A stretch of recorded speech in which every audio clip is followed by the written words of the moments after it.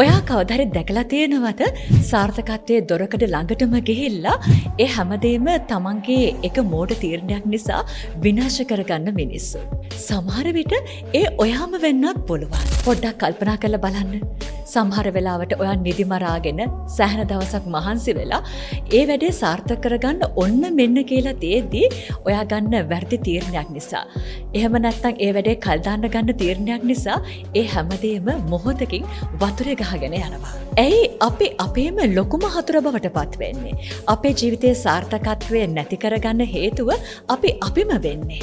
ඇයි අපි විඳවන්න වෙනවා කියලා දැනදනත් එකම වැරද්ද නැවත නැවතත් කරන්න උත්සාහ කරන්නේ? බොහෝ දෙනෙක් හිතන්නේ අපේ ජීවිතයේ ඉදිරියට යන්න නොදී අපිව නවත්තගෙන ඉන්නේ බාහිර ප්‍රශ්න කියලා. ආර්ථිකය, සමාජය, අපේ පවුලේ අය, එහෙමත් නැත්නම් අපිට ලැබිලා තියෙන අවස්ථා අඩුකම. ඒත් ඇත්තම කතාව ඒක නෙවෙයි. ඔයාගේ ජීවිතේ ඉදිරියට යන්න තියෙන ලොකුම බාධාව ඔයාගේ ගමන නවත්තගෙන ඉන්න ඒ දැවැන්ත කන්ද වෙන කවුරුත් නෙවෙයි. ඒ ඔයාමයි. අද අපි කතා කරන්න යන්නේ ලෝකයේ ශීඝ්‍රයෙන්ම අලෙවුණු මිලියන ගණනකගේ ජීවිතය වෙනස් කරපු බ්‍රියානා වීස්ට් විසින් රචනා කරපු The Mountain is You කියන විශිෂ්ට කෘතිය ගැන. මේක නිකන් තවත් එක උපදෙස් දෙන පොතක් නෙවෙයි. මේක ඔයාගේ හිත ඇතුලේ හැංගිලා ඉන්න ඔයාව පාලනය කරන අඳුරු පැතිකඩක් එළියට අරගෙන ඒක වෙනස් කරන්නේ කොහොමද කියලා ප්‍රායෝගිකව කියලා දෙන මනෝවිද්‍යාත්මක ගමනක්. මේ වීඩියෝව අවසන් වෙද්දී ඔයාගේ ජීවිතේ මෙච්චර කල් ගත්ත වැරදි තීරණ මොනවද කියලා තේරුම් යන්න පටන් ගනීවි. ඒ වගේම ඒ දැවැන්ත කන්ද තරණය කරලා ඔයාගේ ජීවිතයේ සාර්ථකත්වයේ කරා යන්නේ කොහොමද කියන දේ ගැන පැහැදිලි ඉඟියක් ඔබට ලබා ගන්නත් පුළුවන් වේවි. ඒ නිසා කිසිම දෙයක් මග නොහැර මේ වීඩියෝව සම්පූර්ණයෙන්ම බලන්න. මේ වීඩියෝව ඔබේ ජීවිතේ හැරුම් ලක්ෂයක් වෙන්නත් පුළුවන්.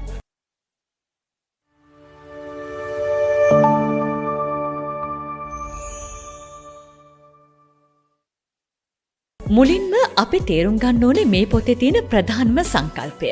ඒ තමයි self sabotage කියන එක. ඒක සරලවම කිව්වොත් තමන්ගේ දියුණුව තමන් විසින්ම කඩාකප්පල් කරගන්න එක. අපි හැමෝම අපේ ජීවිතේ මොනවා හරි දේවල් කඩාකප්පල් කරගෙන තියෙනවා. සමහරු හොඳටම කරගෙන ගිය ව්‍යාපාරයක් හදිසියෙම අතහැරලා දානවා. තවත් සමහරු ගොඩක් ආදරෙන් හිටපු සම්බන්ධතාවයක් පොඩි ප්‍රශ්නයකට රණ්ඩු වෙලා නැති කරගන්නවා. තවත් සමහරු ඩයට් එකක් කරන්න පටන් අරන් දවස් 3කින් ගිහින් කඩෙන් පැණි රහජාති ඔක්කොම අරගෙන කනවා. ඇයි අපි මෙහෙම කරන්නේ? බ්‍රියානා වීස්ට් කියනවා අපි මේ දේවල් මෙහෙම කරන්නේ අපි නරක මිනිස්සු හින්දා නෙවෙයි. ඒ වගේම අපිට උත්සාහය මදි නිසාත් නෙවෙයි කියලා. ඇත්තම හේතුව තමයි අපේ යටිහිතට අවශ්‍යයි අපිව ආරක්ෂා කරන්න. ඔව්, ඔයාට ඇහුණ හරි. අපේ යටිහිතට අවශ්‍යයි අපිව ආරක්ෂා කරන්න. කිසිම වෙලාවක ඔයාගේ මොළය ඔයාව විනාශ කරන්නේ නැහැ. මොළය උත්සාහ කරන්නේ ඔයාව ආරක්ෂා කරගන්න. මේක තේරුම් ගන්න අපි සරල උදාහරණයක් ගනිමු. ඔයාගේ මුළු ජීවිත කාලයම ඔයා ගත කළේ සල්ලි ප්‍රශ්නයක එහෙම නැත්නම් නිතරම රණ්ඩු වෙන පෞල් පරිසරයක කියලා හිතමුකෝ. ඔයාගේ මොළයට ඒ ප්‍රශ්න සහ දුක කියන දේ ඉතාමත් හුරුපුරුදුයි. අපේ මොළය අලුත් සාර්ථකත්වයට, සතුටට හෝ නිදහසට වඩා දැනටමත් Tamanට හුරුපුරුදු දුක ආරක්ෂිත දෙයක් කියලා හිතනවා. මොළය වෙනස්කම් වලට බයයි. ඒ නිසා ඔයාගේ ජීවිතේට එක පාරටම ලොකු සාර්ථකත්වයක් ආවහම, ලොකු සල්ලි ප්‍රමාණයක් ලැබුණාම, නැත්නම් ඇත්තටම ඔයාට ආදරය කරන සහකරුවෙක් හෝ සහකාරියක් ලැබුණාම ඔයාගේ මොළයට ඒක නොහුරුයි. මොළය හිතනවා මේක නම් හරිම භයානකයි. මම දන්න හුරුපුරුදු තැන මේක නෙවෙයි කියලා. අන්න ඒ වෙලාවට තමයි මොළය ඔයාව ආයෙත් අර පරණ හොරු පුරුදු දුකටම ඇදලා දාන්න උපාය මාර්ගය යොදන්නේ. ඒකට තමයි අපි self sabotage කියලා කියන්නේ. මේක හරියට තුවාලයක් කසනවා වගේ වැඩක්. ඒ කියන්නේ తాවකාලිකව සුළු සතුටක් ලැබෙනවා. සුළු සැනසීමක් ලැබෙනවා. හැබැයි ඒකෙන් වෙන්නේ තුවාලය තව ටිකක් ලොකු වෙන එක. අපි අපේ ජීවිතයේ తాවකාලික සතුටක් වෙනුවෙන් සමහර වෙලාවට අපේ දීර්ඝකාලීන සතුට නැති කර ගන්නවා. බ්‍රියානා මේ පොතේ කියන වැදගත්ම දෙයක් තමයි ඔබේ ජීවිතයේ තියෙන හැම ප්‍රශ්නයක්ම පිටිපස්සේ ඔයාගේ ජීවිතයේ ඉටු නොවුණු යම් අවශ්‍යතාවයක් තියෙනවා කියන එක. අපි කවුරුත් නිකම්ම වැරදි පුරුදුවලට ඇබ්බැහි වෙන්නේ නැහැ. අපි නිකම්ම කම්මැලි වෙන්නෙත් නැහැ. ඒ හැමදේම පිටිපස්සේ යටිහිතේ සැඟවුණු කතාවක් තියෙනවා. උදාහරණයක් විදිහට ඔයාට හෙට කරන්න ලොකු වැඩක් තියෙනවා. හැබැයි ඔයා අද රෑ වෙනකම් ෆෝන් එක දිහා බලාගෙන කාලය නාස්ති කරනවා. අපි මේකට කියන්නේ කම්මැලිකම කියලා.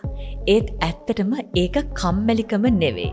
ඒකට කියන්නේ බය කියලා. ඒ අලුත් වැඩේ අසාර්ථක වෙයිද කියන බය. එහෙම නැත්නම් ඒ වැඩේ සාර්ථක වුණොත් ඊට පස්සේ තවත් ලොකු වගකීම් Tamanට බාරගන්න වෙයිද කියන බය. ඒ බයෙන් ගැලවෙන්න ඔයාගේ මොළය පාවිච්චි කරන උපක්‍රමය තමයි අර ෆෝන් එකේ දිගටම ඉන්න ඔයාව පොළඹවන එක. ඉතින් මේ තත්ත්වයෙන් මිදෙන්න අපි මොනවද කරන්න ඕනේ? පොතේ ඊළඟට කතා කරන ප්‍රබලම සංකල්පය තමයි ඔයාගේ තියෙන ට්‍රිගර්ස් මොනවද කියලා හඳුනා ගන්න එක. ට්‍රිගර් එකක් කියන්නේ මොකක් හරි සිදුවීමක් හෝ කෙනෙක්ගේ කතාවක් නිසා ඔයාගේ ඇතුලේ එක පාරටම ඇතිවෙන කේන්තිය, දුක, එහෙම නැත්නම් අපහසුතාවය. අපි ගොඩාක් වෙලාවට කරන්නේ අපිට තරහ ගියාම අනිත් අයට බනින එක. එයා කතා කරපු විදිය නිසයි මට කේන්ති ගියේ කියලා අපි හිතනවා. ඒත් බ්‍රියානා කියනවා අනිත් අයගේ හැසිරීමෙන් ඔයාට රිදෙනවා නම් ඒක අනිත් අයගේ වැරද්දක් නෙවෙයි. ඔයාගේ ජීවිතේ ඇතුලේ තාමත් සුව නොවුණු යම් තුවාලයක් තියෙනවා කියලා. මේක තේරුම් ගන්න මම සරල උදාහරණයක් දෙන්නම්. හිතන්න කවුරු හරි ඔයාට කියනවා ඔයා නම් කිසිම දෙයක් පිළිවෙලකට කරන්නේ නැහැ කියලා. ඔයාට එකපාරටම මාර කේන්තියක් එනවා. ඔයා රණ්ඩු වෙන්න යනවා. ඇයි එයා ඒ වචන ටික කිව්වේ ඔයාට ඇත්තටම පිළිවෙලක් නෑ කියලා ඔයාගේ යටිහිත දන්න නිසා. ඔයාට ඔයා ගැනම තියෙන අතෘප්තිය තමයි අර කේන්තියක් විදිහට එළියට ආවේ. අනිත් අය කරන්නේ අපේ ඇතුලේ තියෙන දුර්වලතා අපිටම පෙන්වන කැඩපතක් වෙන එක විතරයි. ඒ නිසා අද ඉඳන් ප්‍රායෝගිකව මේ දේ කරන්න. කවුරු හරි කියපු දෙයකට ඔයාට කේන්තියක් තරහවක් එනවා නම් ඒකට ශනික ප්‍රතිචාරයක් දක්වන්න කලින් ටිකක් නවතින්න. ඔයාගෙන්ම අහන්න ඇයි මට මේ තරම් රිදුනේ? මේකෙන් මගේ ඇතුලේ තියෙන මොන දුර්වලකමද එළියට ආවේ කියලා. අන්න එදාට ඔයා ඔයාගේ කන්ද තරණය කරන්න පටන් ගන්නවා. ඊළඟට අපි යමු මේ පොතේ තියෙන ගැඹුරුතම කාරණාව මොකක්ද කියලා කතා කරන්න. ඒ තමයි අපේ හැඟීම් කළමනාකරණය කිරීම. බ්‍රියානා මේ පොතේ කියනවා අපි ගොඩක් දෙනෙක් හැඟීම් එක ගනුදෙනු කරන්න දන්නේ නැහැ කියලා. අපි පොඩි දුකක් පාළුවක් දැනෙන්න ගත්තාම අපි කරන්නේ ඒක වහගන්න මොනවා හරි කරන එක. එක්කෝ අපි සෝෂල් මීඩියා වලට යනවා, එහෙම නැත්නම් යාළුවන්ට කෝල් කරනවා, කෑම කනවා, එහෙම නැත්නම් වෙනත් ඇබ්බැහියකට යනවා. මේක තේරුම් ගන්න අපි වාහනයක් උදාහරණයකට ගමු. වාහනයක් දුවද්දී ඒකේ එන්ජිම රත් වෙනවා. ඒ රත් වෙන එක පාලනය කරන්නේ එන්ජින් ඔයිල් වලින් නෙවෙයි. ඒකට පාවිච්චි කරන්නේ කූලන්ට් එකක්. අපේ මනසත් අන්න ඒ වගේ. අපේ ජීවිතේ ප්‍රශ්න එද්දී හිත රත් වෙනවා.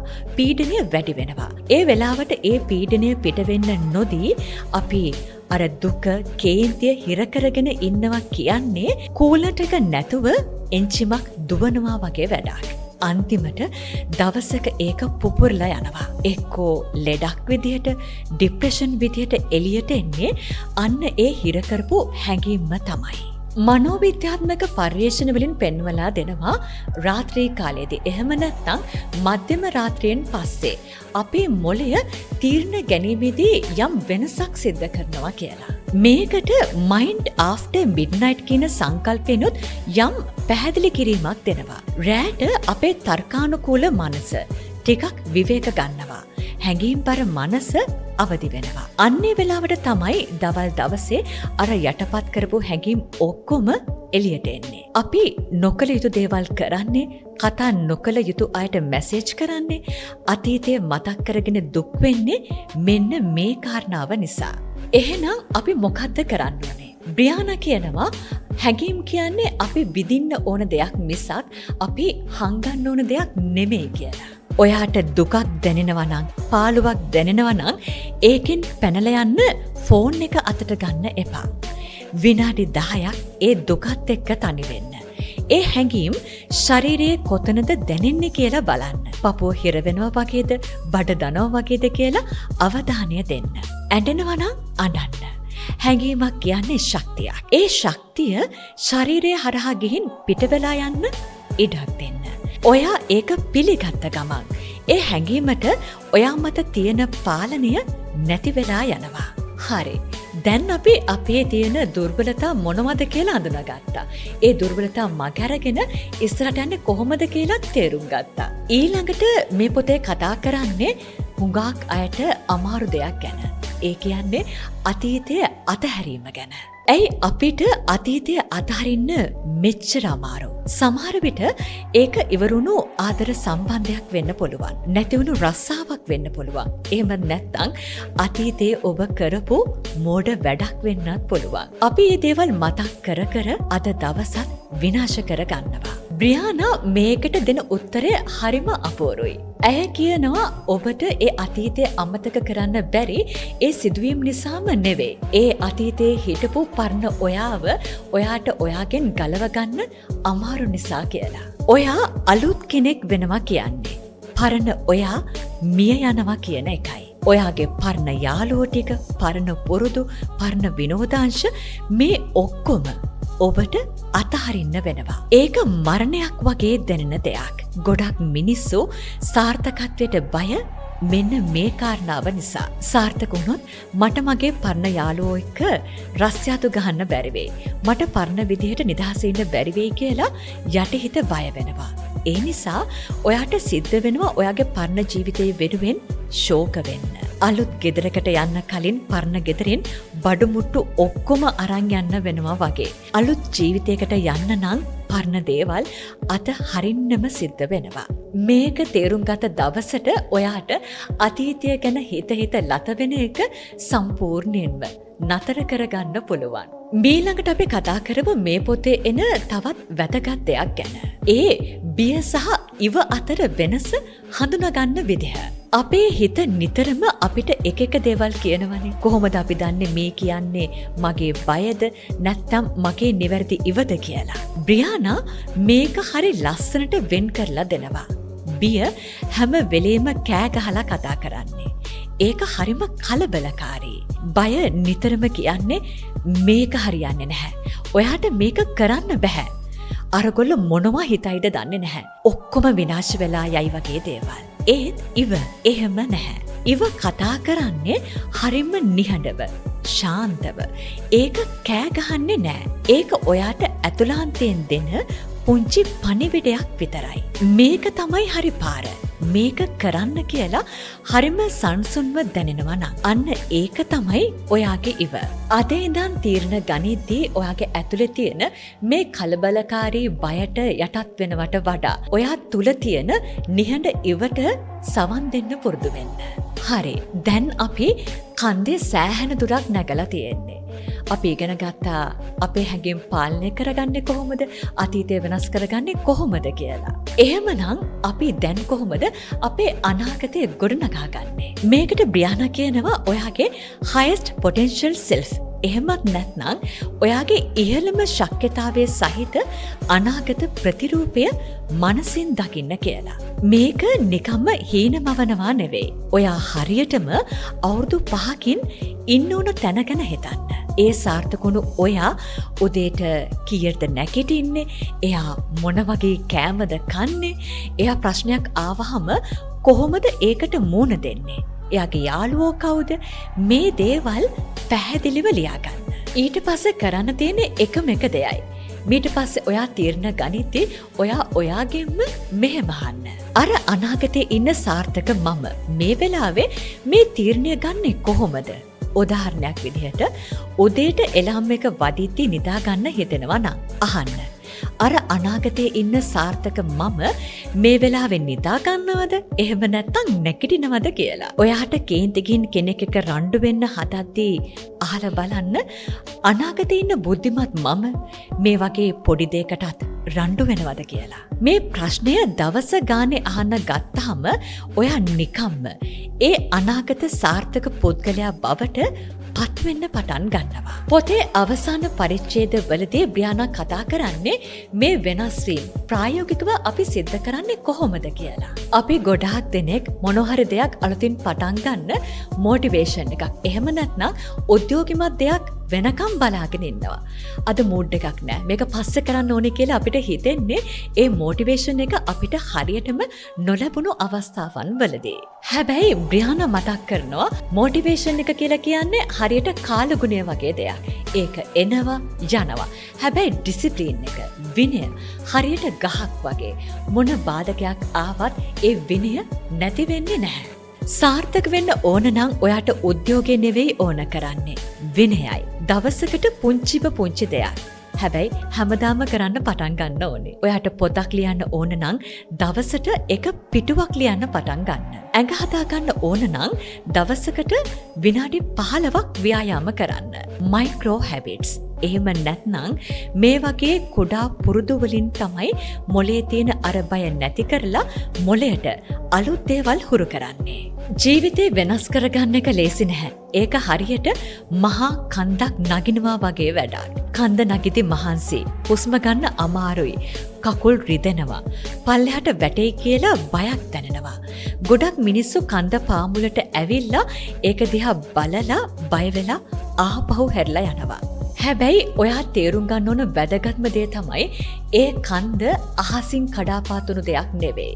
ඒ කන්ද නිර්මාණය වෙලා තියෙන්නේ ඔයාගේ අතීතයේ වේදනාවලින්, ඔයාගේ බලාපොරොත්තු කඩවීම් වලින් වගේම ඔයා විසින් ඔයාටම කියාගත්ත බොරු වලින්. ඒ කියන්නේ ඒ කන්ද කියන්නේ ඔයාම තමයි.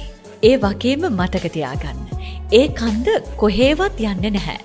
ඔයා අද කන්ද නගින්න බය වෙලා හැරිලා ගියත් හෙට උදේ නැගිටිද්දිත් ඒ කන්ද එතනම තියෙනවා. ඒකෙන් ඔයාට පැනලා යන්න බෑ. එකම විසඳුම තමයි ඔයා ඒකට මුහුණ දෙන එක. මුලින්ම ඔයා පිළිගන්න ඕනේ මෙච්චර කල් ඔයාගේ ගමන නැවැත්තුවේ ඔයාමයි කියලා. අන්න ඒ පිළිගැනීම තමයි ඔයාගේ කන්ද තරණය කරන්න තියෙන මූලිකම පියවර වෙන්නේ. අද අපි කතා කළේ බ්‍රියානා වීස්ට්ගේ The Mountain is You කියන පොතේ තියෙන වැදගත්ම පාඩම් පෙළක්. මේ වීඩියෝව නරඹලා මේ ආදේශ කරන කතාවන් ඔබේ ජීවිතයට එකතු කරගන්න. එහෙම නැත්නම් මේ වීඩියෝ බලලා ඔබේ සිතෙන් මේ අදහස් මකලා දාගන්න එපා. මේක එකපාරක් අහලා අතහැරලා දාන්න එපා. මේ තියරි ඔබේ ජීවිතයටත් එකතු කරගන්න. ඊළඟ වතාවේ ඔයාට ඔයාගේ ඉලක්කයක් අතහරින්න හිතුනහම, ඔයාගේම වැඩක් කල් දාන්න හිතුනහම ඔයාටම මතක් කරගන්න. මේ වැඩ කරන්නේ ඔයාගේ යටිහිත කියලා. ඒ කටහඬට ඔයාව පාලනය කරන්න දෙන්න එපා. ඔයාට මේ වීඩියෝවෙන් ඔයාගේ ජීවිතයට වැදගත් යමක් එකතු වුණා නම් ඒක පහලින් කමෙන්ට් එකක් විදිහට දාගෙන යන්න. ඒ වගේම තමන් නිසාම තමන්ගේ ජීවිතය විනාශ කරගත්ත ඔයාගේ යාළුවෙක්ටත් මේ කතාව පේන්න ෂෙයා කරන්න. මොකද හරිම දැනුම හරිම වෙලාවට ලැබුණුතින් ඕනම කෙනෙක්ගේ ජීවිතය වෙනස් කරගන්න ඒක ප්‍රබලතම හේතුවක් වෙනවා. තාමත් අපේ නාලිකාව සබ්ස්ක්‍රයිබ් කරලා නැත්නම් සබ්ස්ක්‍රයිබ් කරලා තියාගන්න. බෙල් අයිකන් එකත් ක්ලික් කරලා තියාගන්න. එහෙනම් අද ඉඳන් ඔයාගේ කන්ද තරණය කරන්න පටන් ගන්න. ජය වේවා.